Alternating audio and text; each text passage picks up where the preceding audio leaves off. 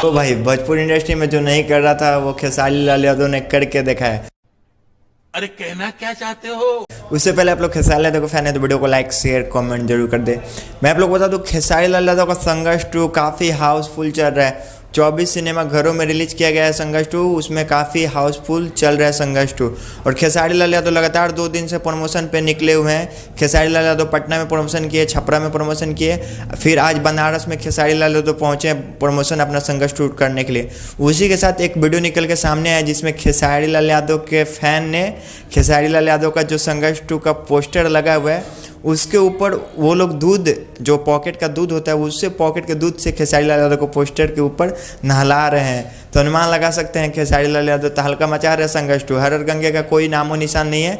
खेसारी लाल यादव के टक्कर में पवन सिंह कुछ भी नहीं है, नाम मात्रा भी नहीं है, किधर भी उनका कुछ भी नहीं दिख रहा है। क्लिप या वीडियो या फोटो कहीं से नहीं आ रहा है। खेसारी लाल यादव का उसी पे आज एक वीडियो क्लिप आया छोटा सा,